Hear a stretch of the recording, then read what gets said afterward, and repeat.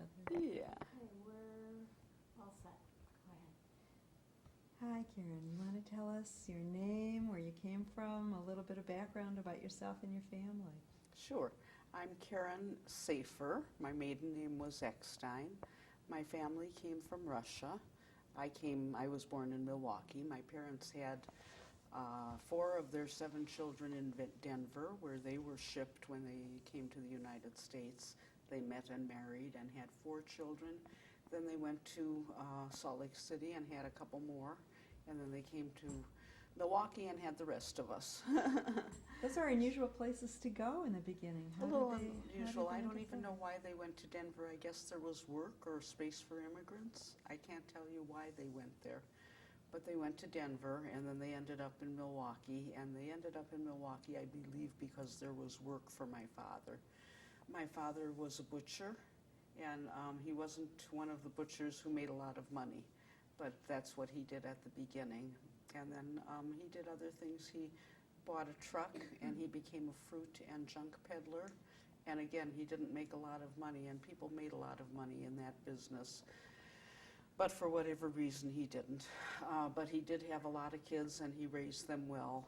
Having lost much of their own families in Europe, he instructed his children to stick together, because he said that's all you have. As many people post-Holocaust, you don't have aunts and uncles and cousins and family, you have each other. So take care of each other, which we always did. My siblings were pretty terrific. My sisters were my best friends, and I always thought that my own family was very wonderful. Was it because my father instructed us to stay together, or did we just like each other? I don't know. But we were an unusually close family. You know of families in Milwaukee, and my sisters and I were always good friends with each other, and my brother also.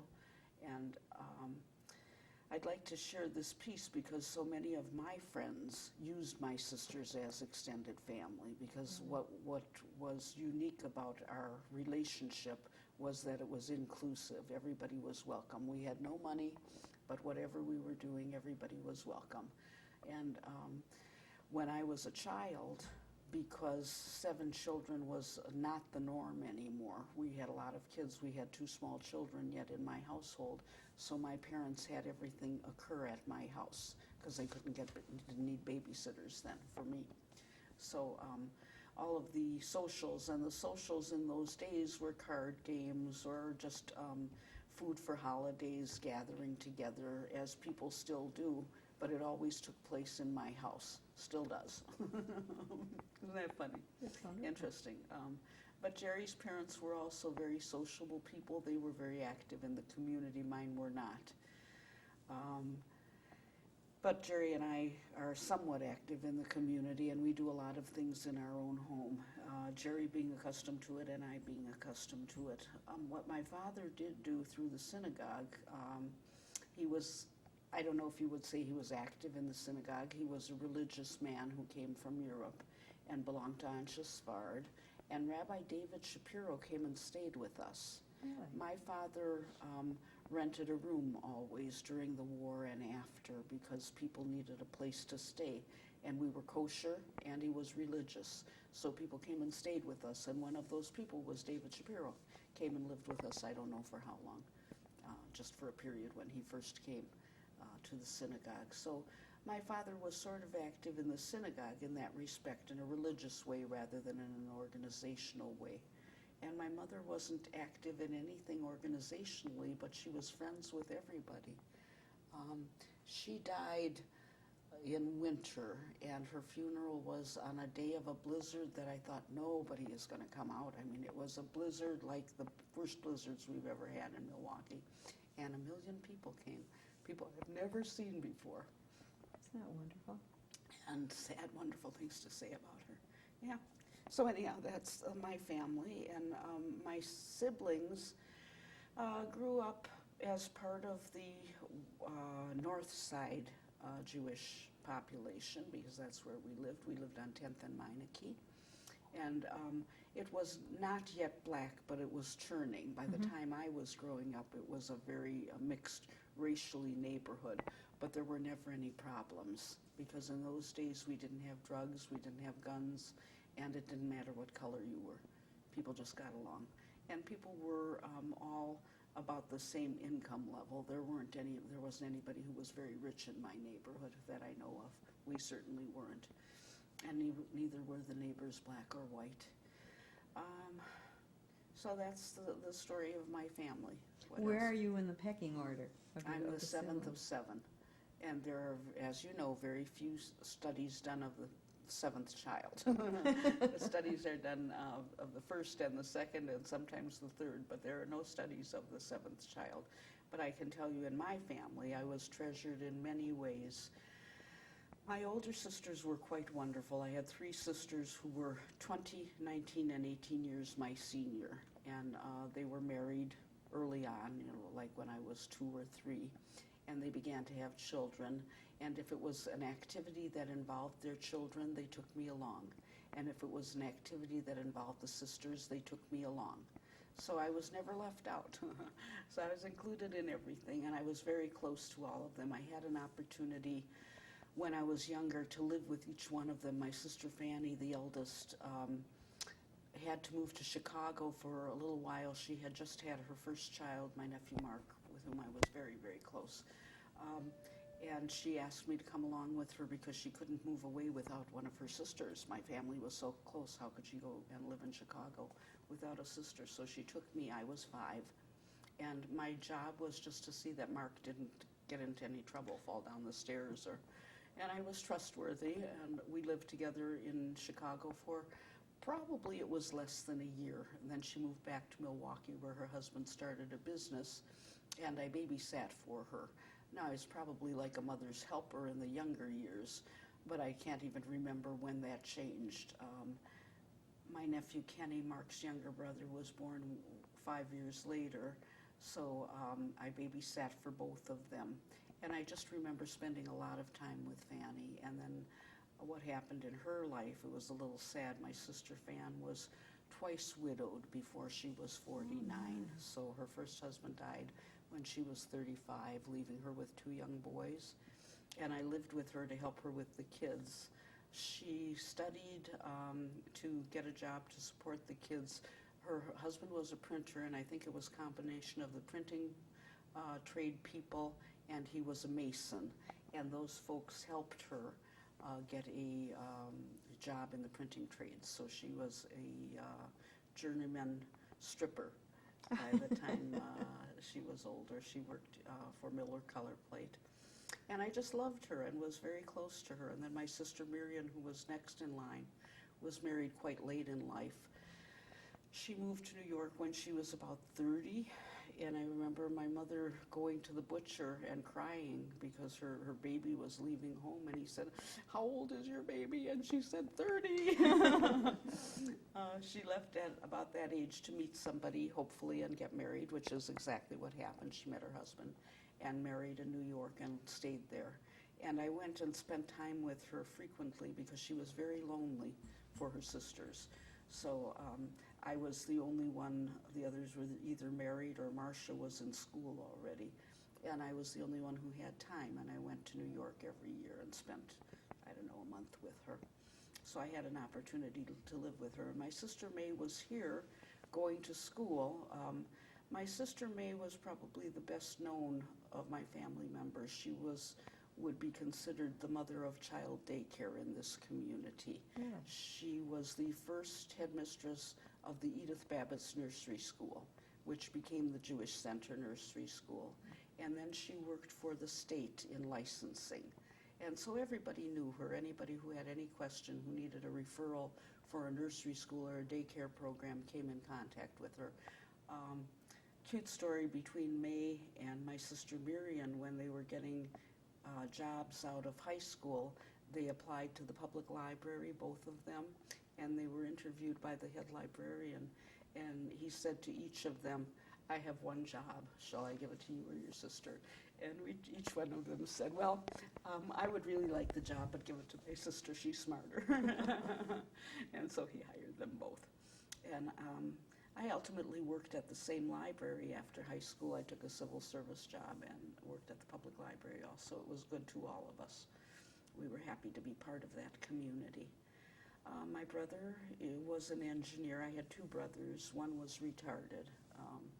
He was Down syndrome.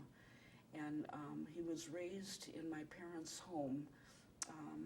So he was raised probably the same as the other children, and he had the same kind of personality. If he would meet you, Margie, he would say 6 months from now, "Oh, Margie, I remember you, you're Karen's friend." And he would remember your name. He might remember something about you. I don't know what would be specific. And he was very pleasant and sociable. Like highest level, probably in today's nomenclature, he probably was educable, but we didn't know at that time. So he was trained to be to scrub floors and be a janitor, and that's the kind of work he did. He lived in a group home, and my father sat Shiva for him when he moved to the group home. It was a very sad time. It was before I was born, so I can only tell you about it. I don't remember it. My mother was advised by her physician. She had so many children and so many problems, and he said, "This boy is never going to develop, and why don't you put him in one of the many wonderful facilities that we have?" And so they put him out at the colonies. And my father was not happy about it, I guess, and could never handle the fact of having had to put a child away. And my other brother was in service, and he went to school on the GI Bill, so he became an engineer and moved away. And he lived on the East Coast. And also I spent a lot of time with him. He was very close to all of us. I guess it's typical in a Jewish family that the boy be given every opportunity. And in our family, there were no opportunities to be given. Those of us went to college, and several of us went on our own because we wanted to go. My sister May, the story about her is that she wanted to go to college, and there was no money for college, and she paid for it herself, and she had one dress that she washed and ironed every night and wore the next day to school. In my case, I went to school for a lot of years. I went to school part-time, and I worked wherever I worked to support myself and pay for whatever my schooling was. And at one point, Larry Polachek, who was my pediatrician, said to my sons, "Do you have any idea how dumb your mother is? It takes most people 4 years to finish college, and here it is 20 years later. She's still taking courses," and it was true. So that's a story. But many of us got an education anyhow, however we did it. And we hung in together. We took care of each other, helped each other when we could. I had one sister who was less fortunate than the others. She was not well while she was having children. She was epileptic. And she didn't have money, didn't have a good life, so she had a harder time, and we had to help her financially, and we did. You know, luckily we all could. We were all working. And so we helped each other. Where's everybody now? Gone. Really?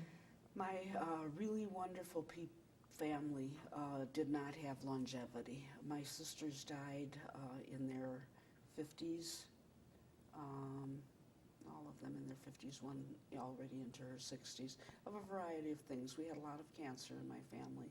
2 sisters and a brother died of breast cancer, which is unusual, right? And I used to think when I was a little girl I had big boobs, and I used to not want the guys to touch me, and now I worry about losing them. Go ahead, touch me, touch me. So there's a lot of cancer in the family, a lot of heart disease, and who knows, you know, you can't count your days. I don't worry particularly about my own health. I'm pretty healthy, and we'll see. Because I could have heart disease, I could have breast cancer. So far, not. You mentioned that your father was religious. Yeah. Where would you put yourself now in terms of religion, synagogue, observance? Well, we had an interesting upbringing. I grew up in a kosher home, and I grew up in a religious home. And when I married Jerry, he grew up in a labor Zionist home.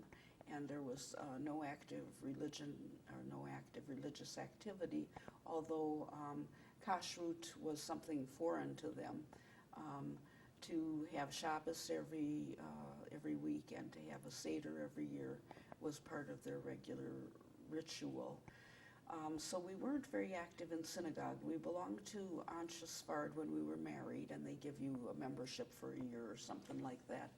And we didn't go to synagogue very much. And not too far into our marriage, we started Atzmaut. Atzmaut was an organization. What can I say about Atzmaut? Atzmaut was a gathering together of people who cared about expressing their Judaism.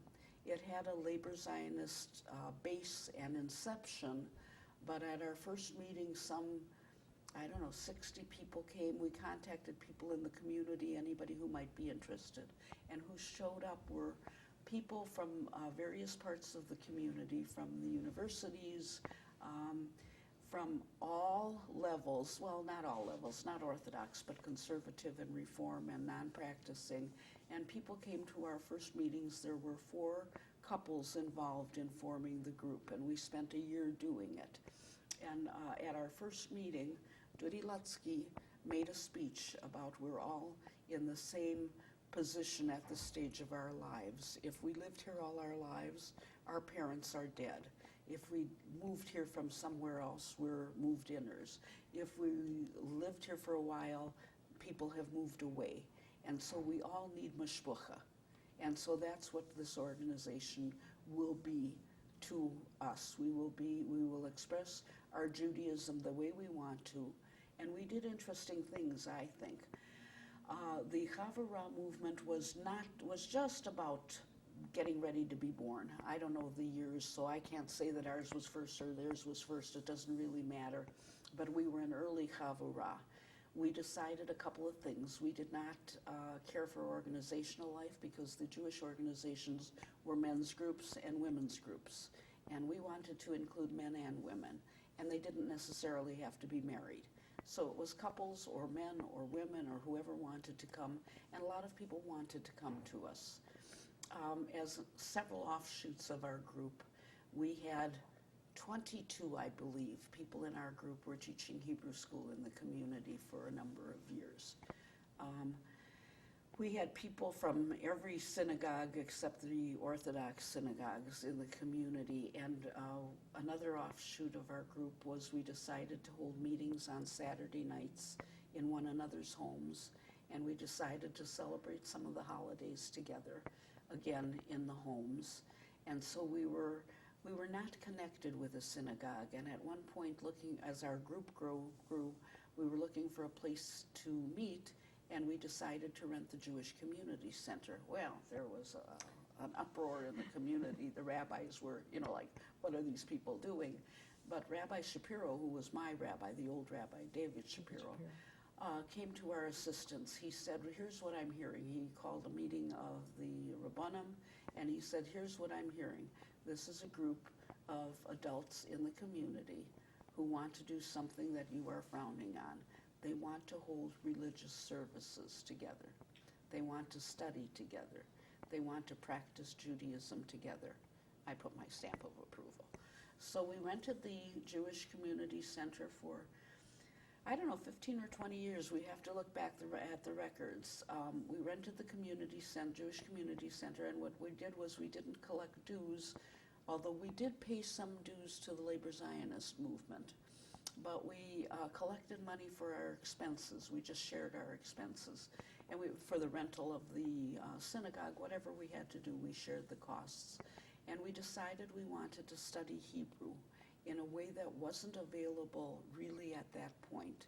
In around 1970, again, I'd have to check the dates, a Hebrew chair was declared at UWM. I took that first Hebrew course. I was 17 then. And as a result of that Hebrew course, I was invited to teach Hebrew school in the community, which I did for about 6 or 7 years. And so we decided we would have a Hebrew chug as part of our organization because although there was a Hebrew chair at the university, I don't think there were Hebrew classes yet. So we had a fairly educated group, and among our group, as I said, there were 22 Hebrew teachers. So from our group, we could find people who would teach us. And within our group, we had what I think might have been the forerunner of the Ulpan. because again, we were studying in my home, in our homes. It happened to be in my home, which was centrally located. And we just studied Hebrew with Marvin Ring, Danby Ring. Those names mean anything to Sure, you? I was at They their were- apartment in Israel. Okay, they're fabulous teachers. And they led our Chugivri for a long time. And then they made Aliyah, as did several of our members. And other people came in to teach. So we had that group. And then we sort of melded into the Ulpanim once they started. I studied at Ulpan for long enough so that my Hebrew should be fluent. It isn't. But off and on, I studied in the Ulpan for many years. So that was what our group was about, was studying together, practicing Judaism together. We educated our children somewhat similarly. We had quite a few people who had children at Hillel Academy, and other people had children in the Hebrew schools and the day schools in the afternoons. There was only the one day school in the afternoon schools. And I don't know, we were concerned about education for our children. What else was happening at that time? Soviet Jewry was happening at that time. So we were very active in the demonstrations for Soviet Jewry. My kids, from the time they were too little to talk or walk, were going to demonstrations. That was an important part of our lives, an important part of the Jewish community at that time. I don't know if that answers your question. We Sure. weren't particularly synagogue goers, and yet Atzmut, because of its high holiday services, was a synagogue, if the definition of a synagogue is Jewish people getting together to do religious services. You mentioned that several people in the group made Aliyah and your connection with the Hebrew language. Have you thought about it at all? Have you and Jerry discussed it? That's a cute question. I hadn't thought about it before. We went to Israel the first time in 1980, and I wanted to go. I knew my children were going to be educated, and I knew they would be going, and I didn't want them to be going to Israel before I went. So we went on a trip, and on my first trip, I could have stayed immediately. I felt extremely at home there. Jerry was never that. He was sort of torn about would he make Aliyah, would he not make Aliyah. So he's willing to stay here. Our children are here in this country, and we've seen too many people, too many families torn apart by that short distance to Israel. So no, we're not thinking of Aliyah. We like to go as often as we can. I have one daughter-in-law who is Israeli. Joshua's wife is Israeli. And I care very much that the grandchildren are being educated and are being taken to Israel. So I'm very happy if they continue the kind of education that we cared for. No, Aliyah is not part of my plan. Although if it came, I would welcome it. And obviously activism's been a huge part of your life, in being active in the community. And how do you feel about the Jewish community now? Well, as we talked about earlier, I think it's a very nice Jewish community. I love this kind of program, this kind of activity. I'm not very active in the Jewish community. It sounds like I am, but I'm not. But I often do anything that I'm asked to do, and this was something that I was asked to do, and I'm pleased to be part of it because I think it's a good thing to do, to have a history of this community. I love the people in it. I mean, the people in this Jewish community are my close friends, as the people from Atzmut were my family for so many years, and some of them still are. I mean, we're very much in touch with even our friends from Atzmut who have moved away. We have a couple that made Aliyah, with whom we are very close in touch. We go back and forth very frequently. Last year, their 3 children were in Chicago going to school, and my friend Danby called me and asked me if they could come to a Seder. Well, you know, is there any question? Could they come to a Seder? What I hadn't realized was one of her children was from. And if he comes to a Seder, he's coming for the Gansi Yontif. So it's okay. We had enough room, and it was wonderful to have them. And again, because they're like my own kids. You know, they're very close kids, so that's wonderful. And the people in today's Jewish community, yeah, we're close to many people who are either old friends or people who we've met through work or what have you. And those people are close to us. We care about them. And we do holiday things together. And yeah, I like this Jewish community very much. I think it's a very nice Jewish community. What's the most important thing that you would want us to remember about yourself, your family, what you've done? Well, I don't think I did anything that needs to be remembered, and I think that once people are gone, they're gone. But I think that some of what the commemoration of human beings is their children, and that's why it's very important to me that my sons care to educate their children as we educated them. What we did in terms of education was, as I said, they went to Hillel Academy. We also sent them to Israel a number of times. When they were 16, they went with the Federation group, and when they were in college, they did junior year abroad. And their own kids now are being educated similarly, and I'm delighted. I have a granddaughter who just started Camp Ramah. That thrills me. My own kids went to Abonim camp. I have children who are not in day school, but they're in an Israeli afternoon school where they're studying all the things that I want them to study. The kids go to services. We went to out east for Rosh Hashanah this year. Went to Adam and Diane's synagogue where they're very active, which really I find very gratifying that they care to do things. I want Adam to be reading Torah because he can. I want him to do that kind of stuff. I want Diane to be a super fundraiser because she is, and that she's not in my community. I miss her, but I'm glad that she's doing that, and I'm glad that my little grandchildren are learning what I want them to learn. So that's like the continuity, the continuation of our family. It's great. It's a wonderful story. We thank you for sharing it with us. Is there anything we haven't talked about that you'd like to talk about? I can't think of anything. Well, thank you, Karen. Thank you, Reggie. Okay.